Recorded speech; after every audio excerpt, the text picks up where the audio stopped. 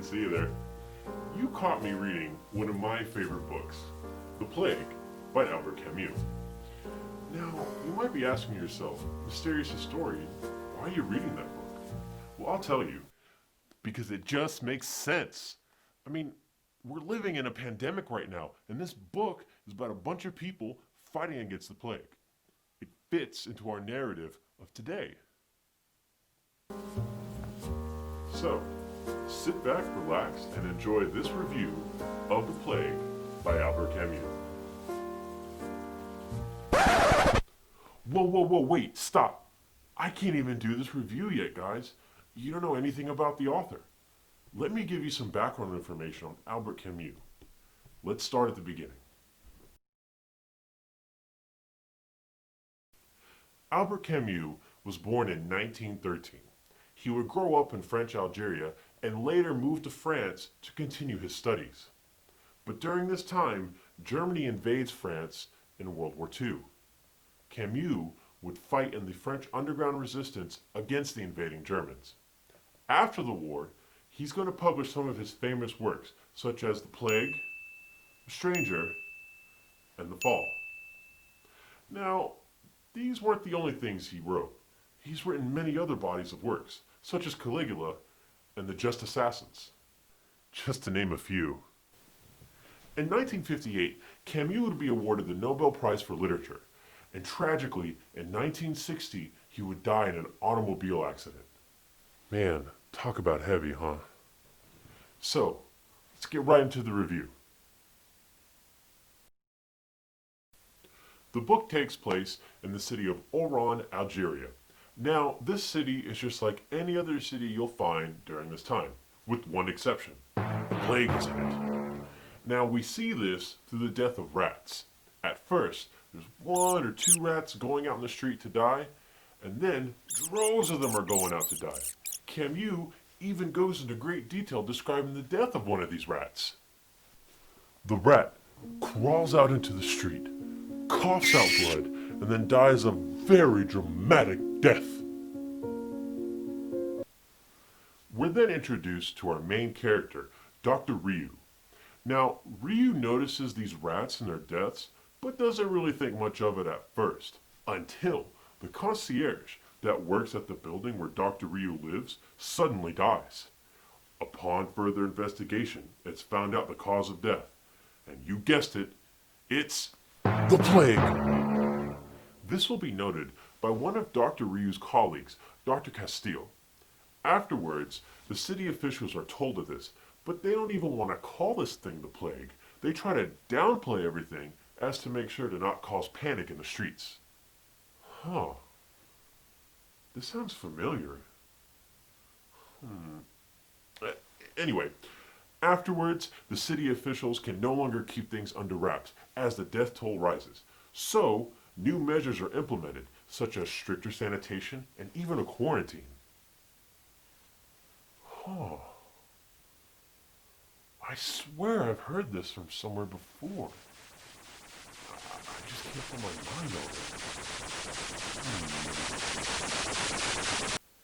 Before the quarantine goes into full effect, Ryu sends his wife away to France in order for her to escape the city and the plague itself. The rats all seem to stop dying, either due to the fact that one, they're already dead, or two, because they fled the city. The human death toll increases dramatically. Then, we're introduced to four new characters. First, we'll talk about Raymond Rambert. Rambert is a reporter just trying to find a story while visiting the city of Oran. After the quarantine goes into full effect, he desperately tries to leave the city, but is turned down at every corner. This leads him to take more drastic and illegal ways to try to leave. We later find out that he wants to leave the city so bad because apparently he's got a lady friend waiting for him back in Paris. Next, we meet Jean Thoreau. Jean Thoreau is a wealthy individual who keeps diary entries on the people and the city of Oran itself. Thirdly, we'll meet Cottard. Cottard's kind of an interesting character. He has a mysterious past and has even had a couple of run-ins with the law before. Because of this, he's developed a mistrust for the police. He even works with the black market, which has grown due to the quarantine. He even tries to kill himself unsuccessfully in the novel as well. Lastly, we'll meet Grand. Grand is this wannabe writer who just can't seem to write. He can't find the right words to fit into his sentences. He'll even ask everyone for help, but at the end of the day, he just can't seem to write. The ultimate writer's block. Next, the local priest, Father Penello, gives a sermon about all the deaths. He pretty much says that this is God's wrath for everyone's sins, and that they all deserve it. Geez, talk about harsh. Thoreau, who's been sitting on the sidelines this whole time, is finally fed up. He goes to Ryu and asks if he can enlist to help fight against the plague. The two have a lengthy philosophical discussion, and Ryu agrees. Yes, it takes a lengthy philosophical discussion between the two for Thoreau to finally get in on the action. The rest of the men, except for Rambert, join as well. Rambert is overcome with guilt as he realizes he's been spending all of his time trying to escape the city rather than fight the plague. This only gets worse as he learns that Ryu has sent his wife away so that he can stay and fight the plague. Both men are in a similar situation as both have someone waiting for them back home. This causes Rambert to join the fight as well. The death toll is increasing and there is no hope in sight until one of the doctors develops a vaccine. So they decide to test this out on a young boy named Jack. Jack, who recently caught the plague, is the son of a police magistrate, one of those city officials that helped downplay this whole plague in the first place. Karma. Unfortunately, the vaccine doesn't work, and Jack ends up dying a horrible and painful death. Jack's death is the turning point for everybody in the story. We can see this turning point in Father Penello as he gives another sermon. In his sermon, he pretty much tells everyone that his faith is slipping due to Jack's death and the plague in general. Shortly afterwards he dies, but it's undetermined on exactly what he dies from. Both Ryu and Thoreau continue to have philosophical discussions and they become closer as friends. We learn that the two have a lot in common. We even learn more about Thoreau's background as well, and we become more sympathetic towards him. No, really, you do. Trust me. Grand catches the plague, and everyone is expecting him to die from it, but he doesn't. Come to find out, a new serum is created, and it's working. Less people are dying from the plague, and more people are on the road to recovery.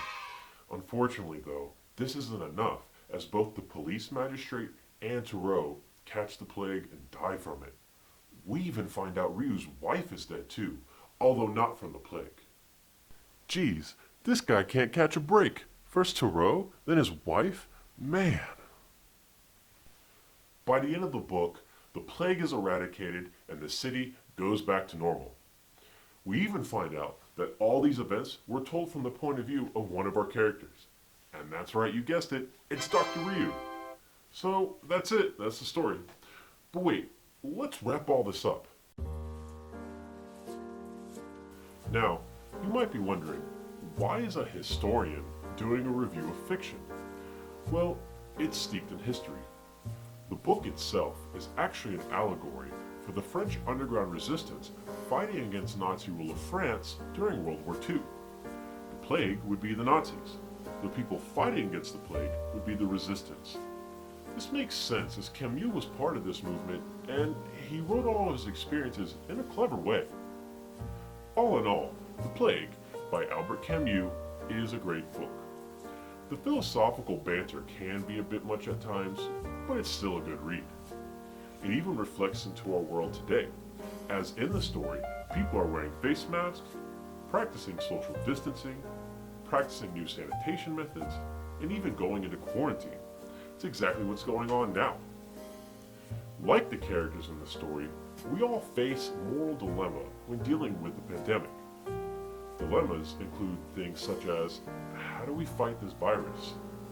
How do we save as many people as possible? Should we all fight? Are we obliged to do so? Either way, this is something we're all going to have to deal with, one way or another. Thanks for stopping by and listening. This is The Mysterious Historian.